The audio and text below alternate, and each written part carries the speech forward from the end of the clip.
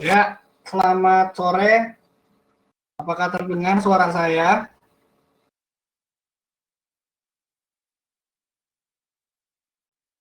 Slide-nya tampil ya.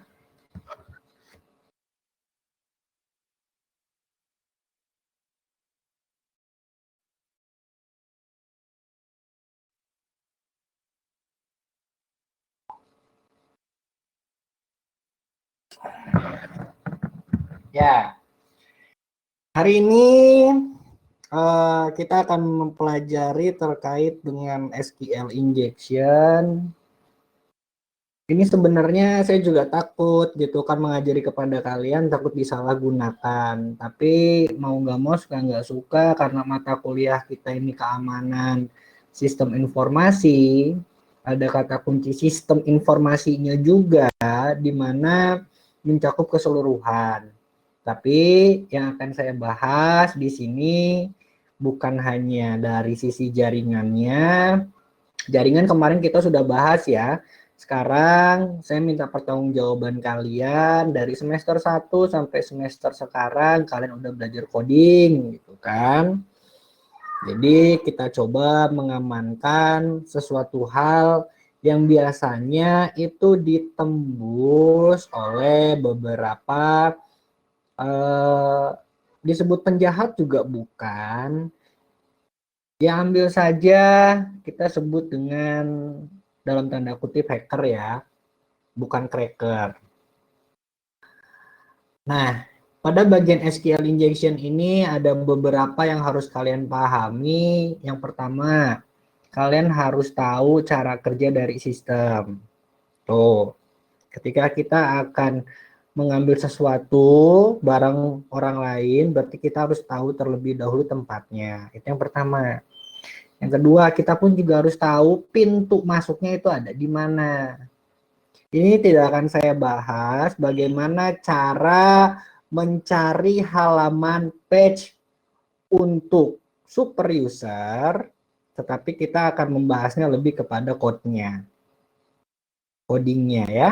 Karena apa? Karena kalian berada dalam teknik informatika, bukan hanya dari sisi jaringan, bukan hanya dari sisi code-nya atau yang lainnya. Kalian pun juga nantinya akan menjadi seorang programmer atau pembuat sistem. Jadi kalian pun juga harus bisa menganalisa kelemahan-kelemahan dari code yang sudah kalian buat. Dengan kata lain bahwa kalau saya pribadi eh, seorang programmer bisa juga menjadi seorang analis. Tapi belum tentu seorang analis bisa menjadi seorang programmer. Itu dipahami ya. Jadi banyak yang mengaku saya ini analis, saya ini analis, tapi nggak bisa coding, ya udahan. Oke, kita lanjut lagi ya. Di dalam SQL injection, saya akan mengingatkan kepada kalian bahwa ini tidak habis-habisnya saya ingatkan kepada kalian. Ingat, ada yang namanya Undang-Undang ITE. Ini selalu akan saya simpan di slide nomor pertama. Karena materi kita ini dalam tanda kutip materi yang keamanan. Ini hanya digunakan untuk edukasi, hanya untuk edukasi, tidak untuk dipraktekkan. Jadi saya baca ya, yang paling bawah aja, setiap orang yang memenuhi unsur sebagaimana dimaksud dalam pasal 31 ayat 1 atau Undang-Undang ITE di atas dipidana dengan pidana penjara paling lama 10 tahun dan atau denda paling banyak 800 juta. 800 juta kita udah bisa beli 2 rumah tuh tipe berapa ya? 3 rumah malah tipe 21 atau 36. Jelas ya sampai sini ya? Pahami dulu ini slide yang ini.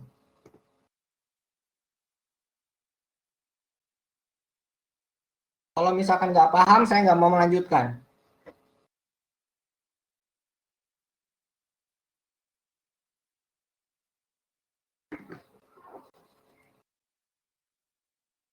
Ya, kita lanjut lagi ya.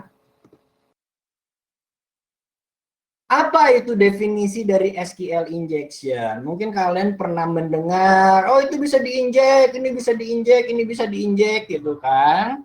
Atau kalian mengikuti seminar kakak kelas kalian, atau dapat juga informasi dari kakak kelas kalian ketika diuji sama saya, ketika draftnya itu bagus, code-nya juga bagus, saya akan cari celah keamanan di bagian aplikasinya.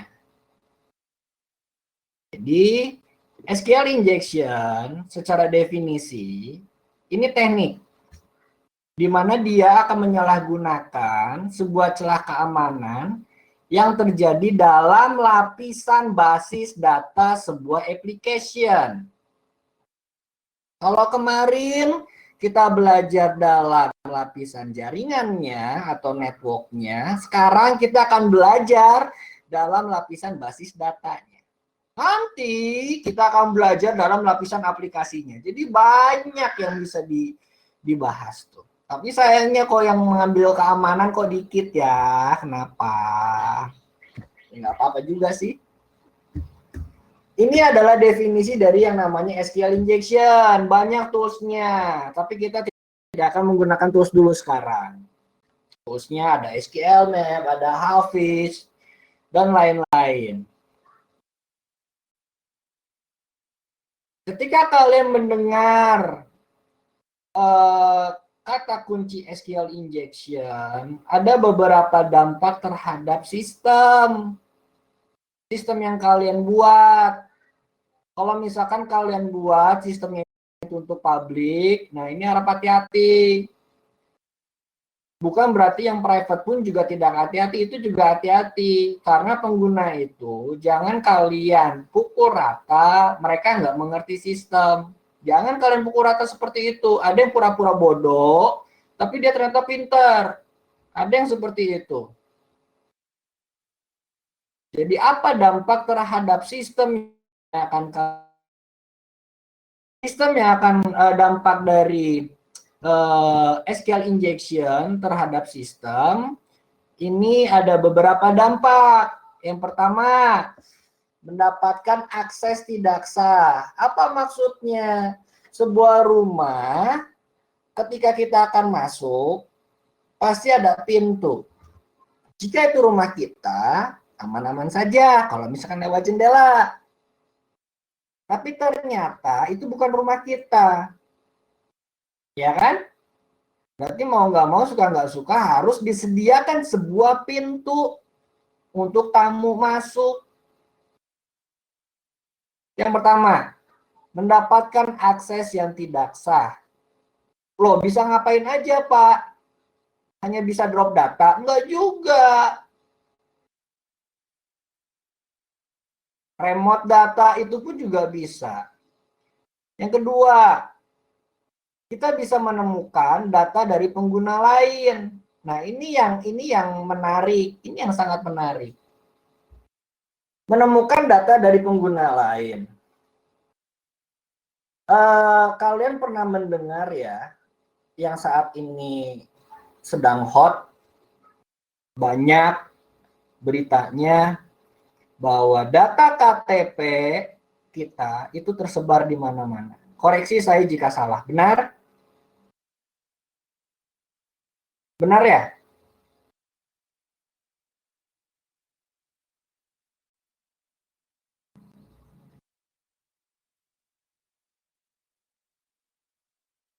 Nah, apa efeknya?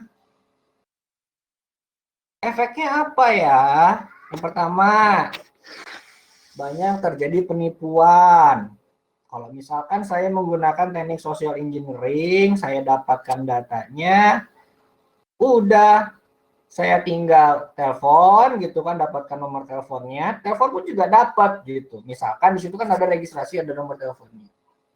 Saya pura-pura bilang aja bahwa anaknya kecelakaan. Alamatnya di sini, benar kan? Efeknya itu. Efek yang paling sederhana, ini sangat sederhana dan jangan kalian lakukan. Oh, sebentar.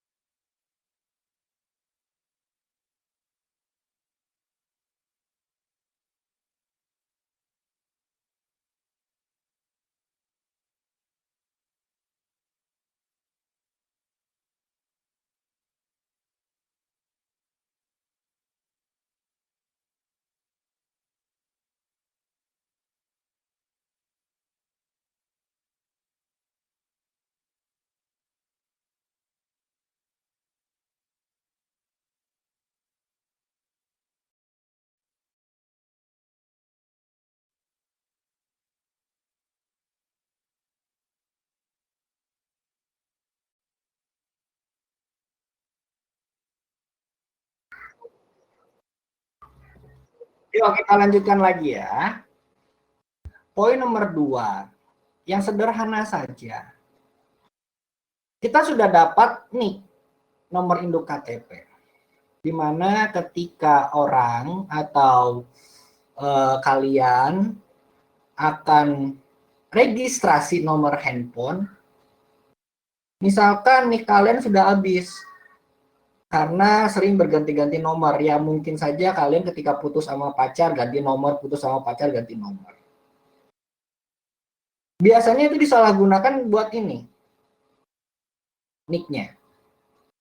Itu ya poin nomor 2. Poin nomor 3, udah jelas. Di sini, peretas dapat mengubah, menghapus, serta menambah data baru di dalam basis data. Dari ketiga dampak terhadap sistem, kita akan coba melihat bagaimana cara kerja SQL injection ini. SQL injection ini cara kerjanya seperti ini. Kalian bisa lihat di sini. Dia bisa saja membutuhkan koneksi internet atau dalam private network itu pun juga bisa. Di sini attacker, ini ada application server, nantinya attacker ini dia akan mengirimkan sebuah data apapun menggunakan perintah OR.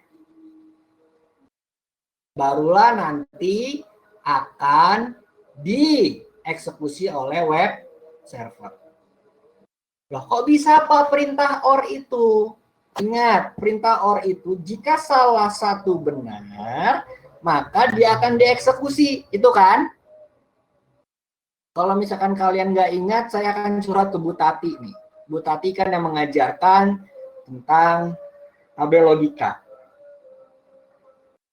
Jadi ini cara kerja dari SQL injection. Oke. Sebentar ya. Kita coba next lagi. Kita akan coba studi kasus daripada terlalu banyak teori.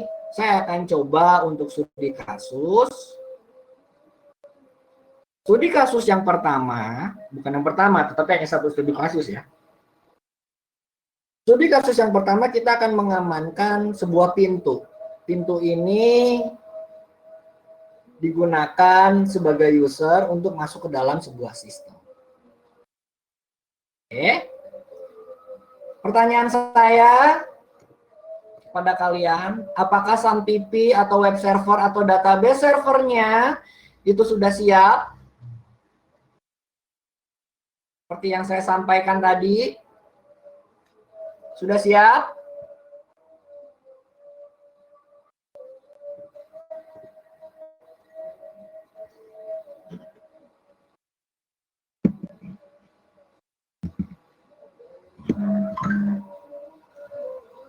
Sok, di-run dulu, jalankan dulu dong. Di-run, jalankan dulu.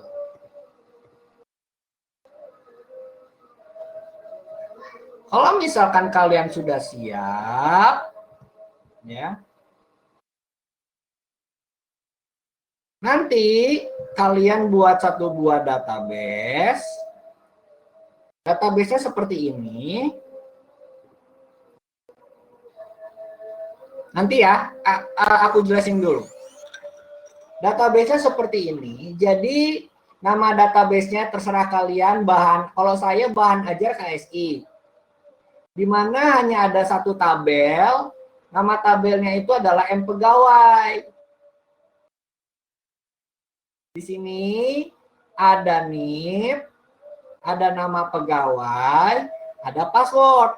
NIP, tipe datanya varchar, ukurannya 20, nama pegawainya ukurannya 40, passwordnya varchar juga ukurannya 50. Sampai ke login terakhir.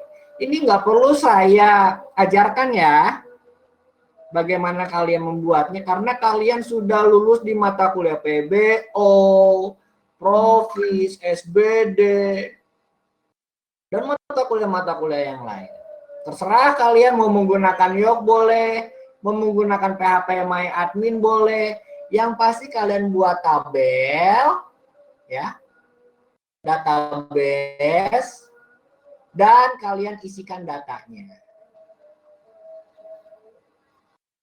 Langkah berikutnya, kita akan buat sebuah sistem. Jadi database sudah ada, kita akan buat sebuah sistem basisnya web. Loh, kenapa Pak web? Web itu yang banyak diakses. Dia multi platform. Jadi saya ambil kasusnya ini yang web. Tidak menutup kemungkinan untuk bahasa pemrograman yang lain ini pun juga bisa diimplementasikan. Ada beberapa script yang harus kalian buat. Script yang pertama itu adalah index.php, ya, di sini. Kita menggunakan Bootstrap. Tapi core-nya itu bukan di Bootstrap-nya. Core-nya itu kalian harus membuat username dan password. Di mana form-nya itu login check-it. Form, ya, dia akan mengarah kemana. Lalu metodenya post. Ini sama seperti halaman login. Core-nya ada di username dan password. Karena di sini ada koneksi, ya, kalian pun juga harus bisa membuat file koneksi.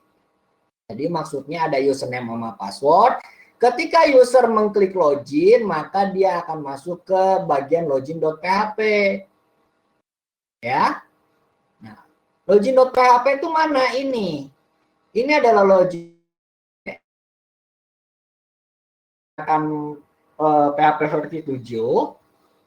Jadi sessionnya ini diaktifkan, ambil koneksi.php-nya, loginnya berarti select bintang from M pegawai, cari nama pegawai, di mana NIP-nya itu didapat dari username dan passwordnya didapat dari password.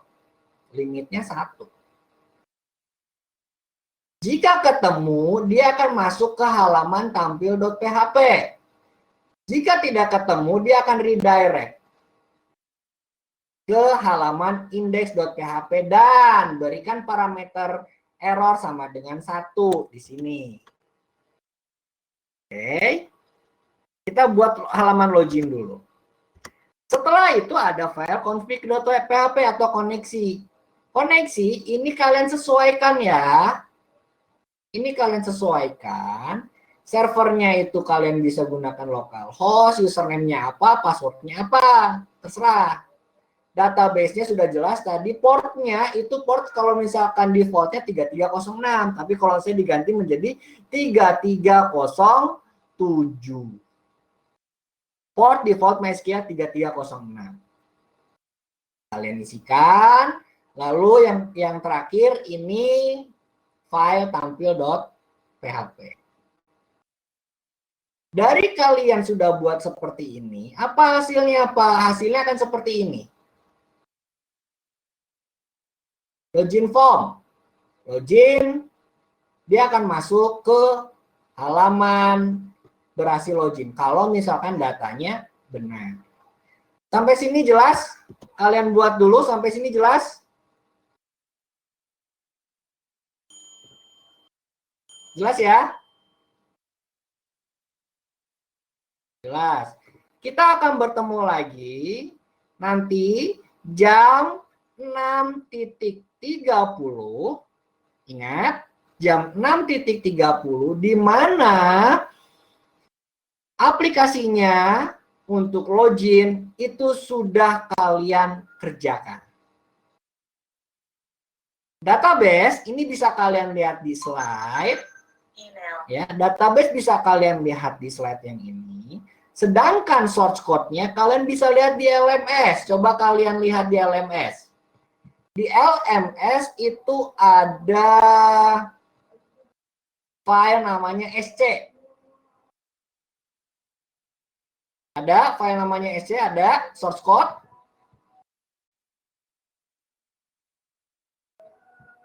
Nah, itu kalian bisa ngambil dari situ ya. Sambil kalian sholat dulu, baru kalian kerjakan ini. Kalau nggak sholat nanti susah kalian mengerjakannya, banyak diganggu nantinya sama yang lain, setan. Kalian sholat dulu. Nah, nanti kita ketemu jam 6.30 ya. Jelas ya? Oke, silakan.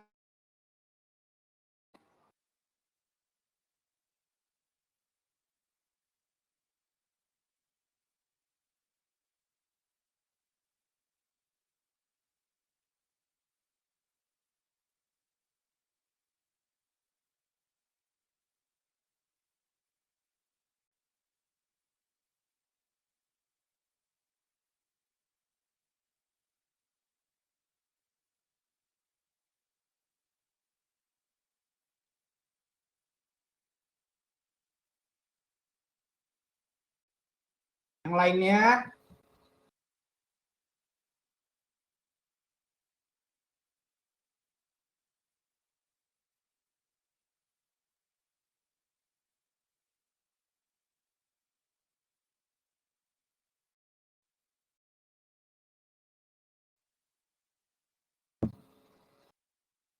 Eh, sampai 6.40 ya, 5 menit lagi sok.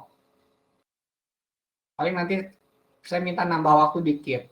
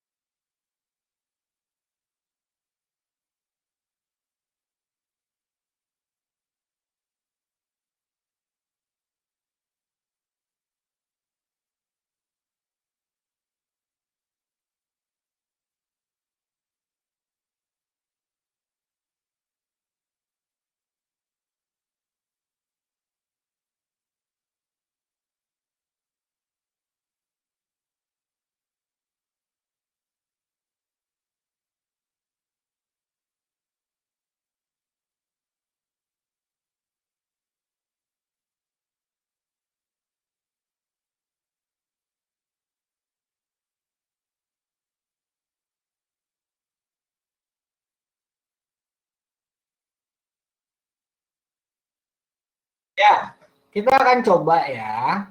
Jadi sudah sangat jelas di sini. Ada beberapa kelemahan. Kelemahan yang pertama, sudah sangat jelas bahwa password di sini telanjang. Ini kelemahan. Tapi yang saya soroti itu bukan itu sebetulnya. Yang saya soroti ini bukan password yang ada di sini. Ya, seharusnya password ini enkripsi. Bisa menggunakan yang MD5 atau apapun itu. Tapi saran saya menggunakan yang MD5. Oke. Kita kembali lagi ke permasalahan. Permasalahannya itu ketika kalian sudah membuat skrip seperti ini dasar sekali. Lalu kita coba untuk pengujian. Kalau misalkan kalian lihat di skrip yang di sini ada yang session start, ini saya hapus ya. Session start, ada session register udah nggak bisa dipakai lagi. Jadi ada data yang dari database atau table yang dimasukkan ke dalam variable session. Tapi ini saya hapus karena fokusnya bukan ke situ. Fokus kita ini ke SQL injection-nya. Dari sini kita coba uji dulu, Pak. Tampilannya kok nggak kayak gini, tampilan saya mah jelek. Ya nggak apa-apa, berarti ada script yang kurang. Fokus kita ini ke username sama passwordnya di sini. Yang penting bisa login aja. Itu aja. Jadi jika diuji data salah, ini ketika kita memasukkan NIP-nya itu salah, kalau punya saya kan 52 ya, dan di sini passwordnya itu 12345 ya. NIP-nya ini ternyata salah, maka username dan password tidak sesuai. Ini yang selalu kalian pelajari. Kalau misalkan NIP-nya benar, maka berhasil login. Yang kita akan soroti di sini bagaimana cara kita masuk ke dalam sebuah sistem, tapi kita nggak tahu username-nya itu apa dan password-nya itu apa. Itu adalah SQL injection. Udah aja langsung ke view.php. Nah, kalau misalkan view.php-nya di sini atau tampil.php-nya di sini menggunakan session, kan bermasalah lagi gitu. Nah, di sini sengaja saya nggak pakai session ya. Kalau misalkan sessionnya terregister atau sessionnya ada, maka masuk ke tampil.php. Kalau misalkan kalian masuk 127 nama projectnya garis miring tampil.php, nah dia akan masuk ke sini. Harusnya pakai session. Udah abaikan. Yang kita akan soroti itu bagian SQL injection-nya di sini. Silakan kalian lakukan pengujian. Silakan kalian lakukan pengujian. Untuk username dan password, kalian isikan tanda kutip or spasi tanda petik 2 sama dengan tanda kutip untuk username dan password. Apa yang terjadi? Tolong sampaikan ke saya.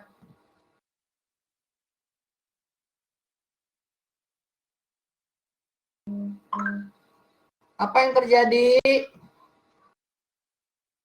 KSI 2. Apa yang terjadi? Tanda kutip, spasi, or, tanda kutip 2 sama dengan tanda kutip. Apa yang terjadi? Cek, tes. Ini masih online kan?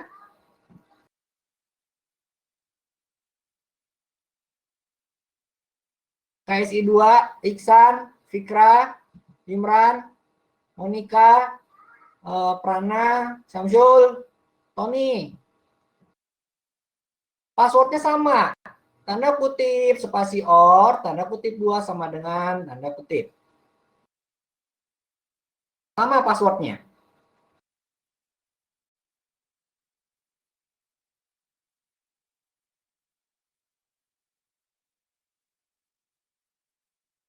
Apa yang terjadi?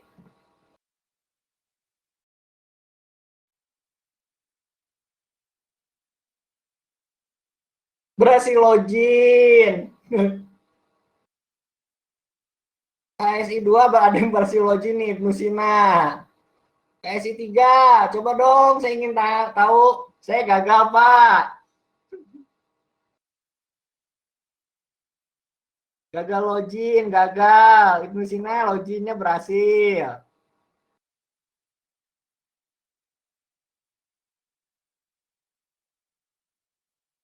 Ada lagi yang berhasil?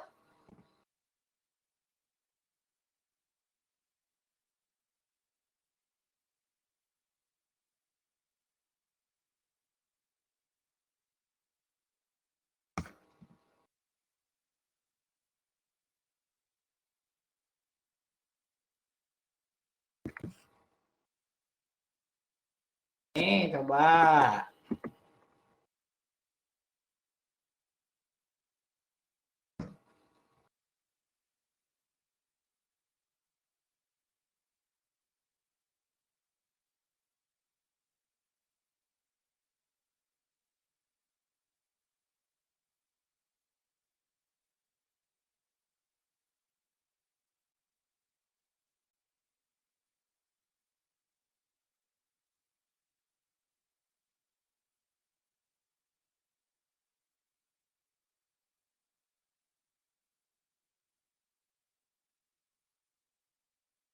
Ambil dari punya saya nih yang di chat.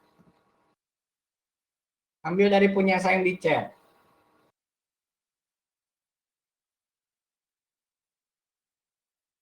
Nah, kan bisa ya.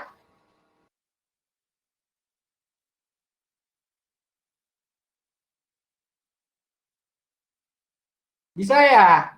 Padahal di sini tanda kutip or tanda kutip dua ya, kutip-kutip sama dengan tanda kutip. Di sini dia tidak ada pada bagian ini. Itu kan? Loh, kok bisa, Pak? Karena dia akan bernilai true nilainya. Kalau misalkan kita menggunakan SQLiot di sini, kita coba query kan. Kita coba query ya.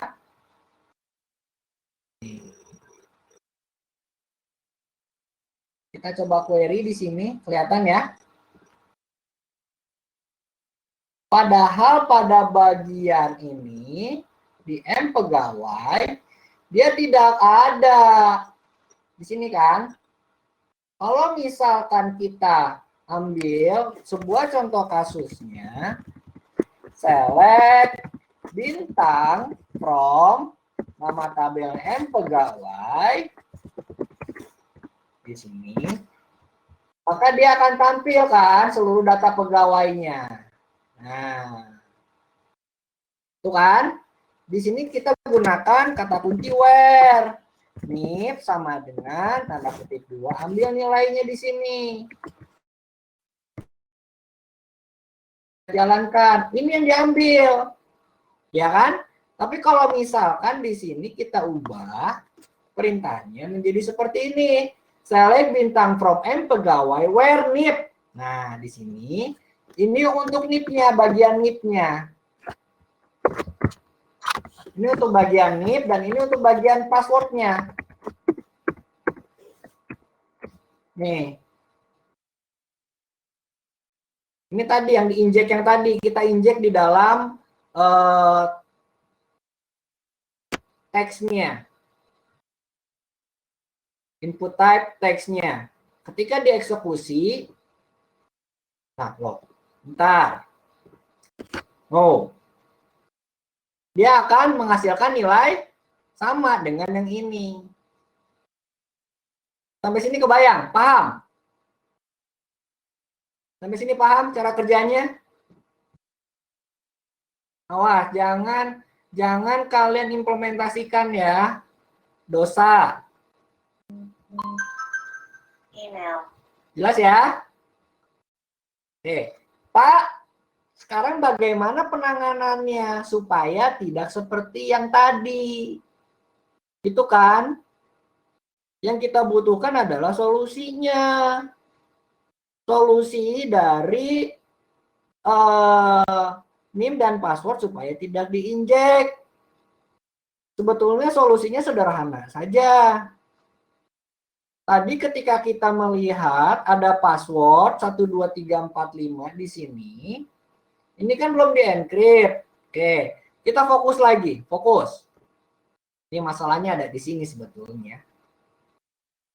Kita fokus, kita coba patch ya.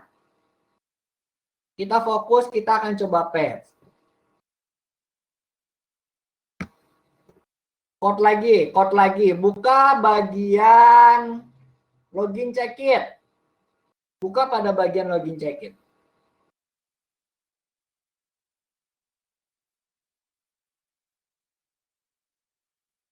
Sudah? Jika sudah kalian buka pada bagian login check-it, di sini, nih, kalian coba tambahkan, ini script awalnya seperti ini. Kalian tambahkan ketika login check-it-nya itu, passwordnya kita enkripsi. Kita buat satu variabel, namanya variabel password. Ini kan, di mana datanya didapat dari teks password yang ada di index.php.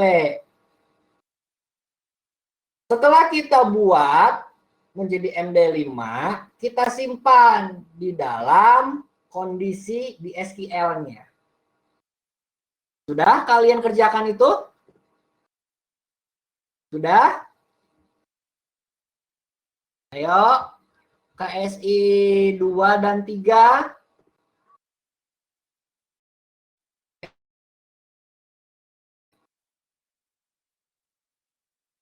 Sudah ya?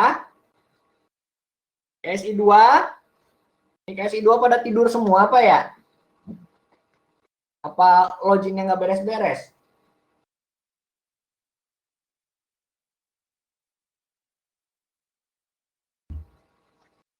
Oke, kalau sudah, ini ada masalah lagi. Karena yang dibaca oleh sistem itu passwordnya MD5. Sedangkan password kita ini seperti ini. Nih, password yang ini. 1, 2, 3, 4, 5. Buka SQL Yoke-nya. Dibuka SQL Yoke-nya, silakan kalian update. Nih, yang tadinya passwordnya 1, 2, 3, 4, 5 menjadi 827 CCB0EEA. Aduh, panjang Pak.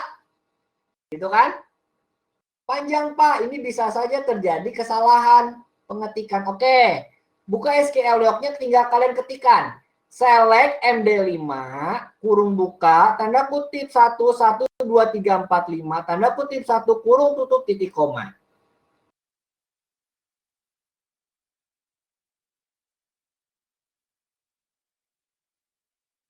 Oke, nah di sini dapat 827 CCB0EEA 8A. Nah, kalian kopikan ke sini. Sudah kalian kopikan? Atau kalau mau diketik juga nggak apa-apa, ada panjang.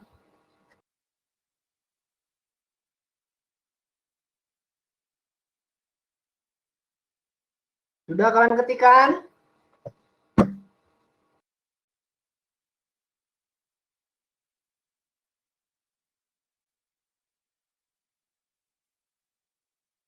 Kan yang dibaca itu password MD5. Yang tadi di login check-in. Nah, kalau misalkan sudah, kalian lakukan pengujian. Coba. Kalian mau lakukan pengujian menggunakan data yang tadi. OR nih.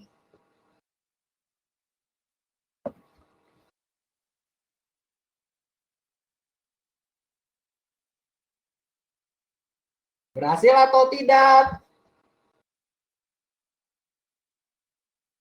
Bagaimana hasilnya?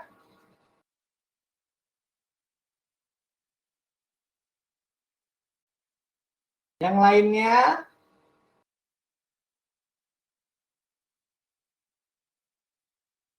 Ibnu Sina tidak, KSI 2. Yang lainnya? Firman masih berhasil. Coba cek SQL-nya. Pada bagian SQL-nya.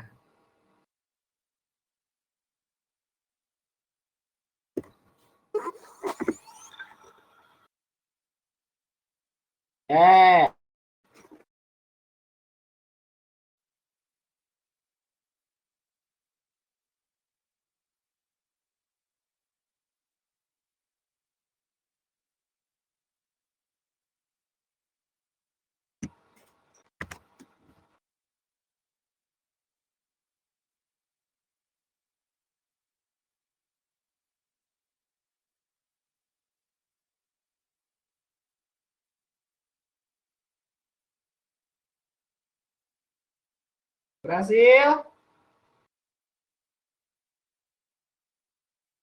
Masih berhasil? Berhasil masuk atau tidak?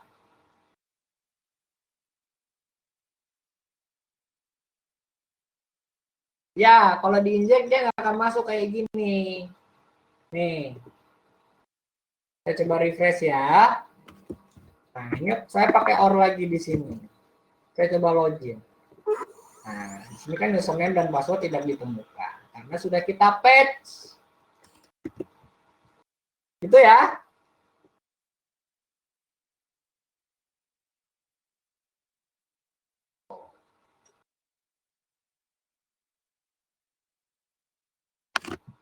Sampai sini sudah paham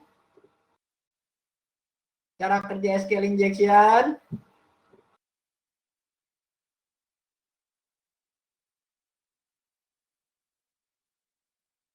Paham ya, tapi jangan kalian implementasikan nanti ya, seandainya kalian kerja gitu kan.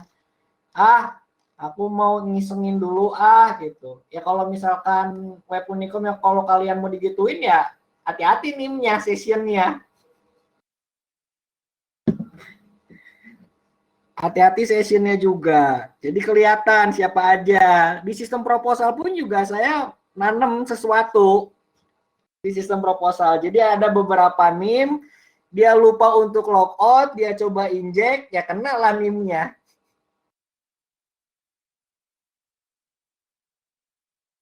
Gitu ya di sistem enggak tadinya mau saya buka juga nih NIM-NIM yang dalam tanda kutip nyoba injek gitu di sistem proposal. Pak kalau Elite Unicom dipakai itu juga nggak tahu tuh Elite Unicom teh pakai mungkin pakai coba tanya Bu Dian. Elip siapa yang buat ya? Saya lupa. Tapi kalau gini.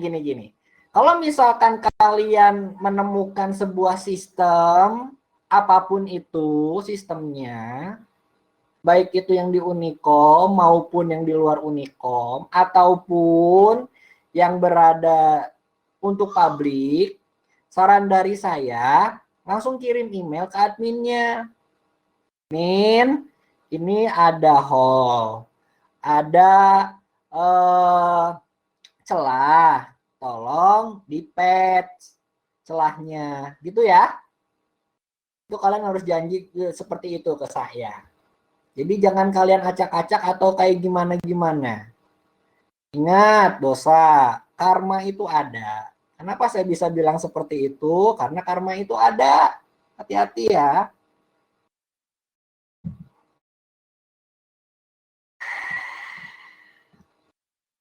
Udah, itu jelas. Hanya satu tampilan tapi menyeluruh. Dah, nanti kita coba ke teknik yang lainnya lagi. Ini harus sampai kalian berhasil dulu. Sampai sini ada yang ditanyakan?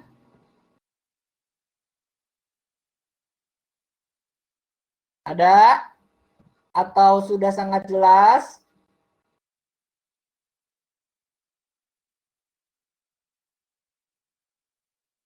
Belum ya? Masih gampang ya pakai OR ya? Oke, kalau sudah sangat jelas, bentar.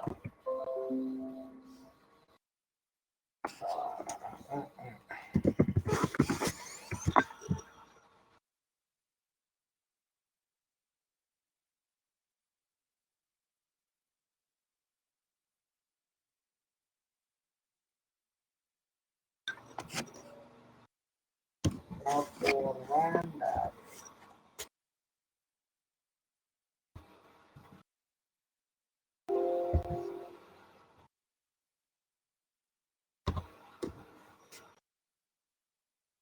Kalian punya sistem tugas besar nggak?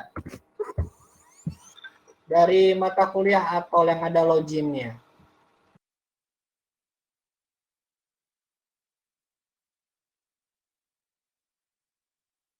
Belum ya? Ya, nggak apa-apa. Nanti kalau misalkan ada, ya kalian itu aja. Jadi sebetulnya kesimpulannya ya, ini kesimpulan dari materi kita.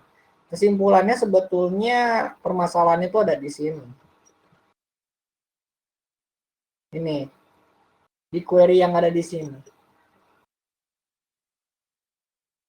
Query yang ada di sini. Ini permasalahannya, dan di sini. Jadi, ya kalian encrypt menggunakan MD5. Oke, kalau sudah jelas, Sampai bertemu kembali di minggu depan. Kita coba teknik yang lain, insya Allah ya. Kita coba teknik yang lain. Terima kasih atas perhatiannya dan selamat malam. Sehat-sehat selalu buat kalian. Jaga kondisi. Jangan sampai kalian ngider kemana-mana. Meskipun WFH ya. Lebih baik kalian coding di rumah. Ya. Assalamualaikum warahmatullahi wabarakatuh.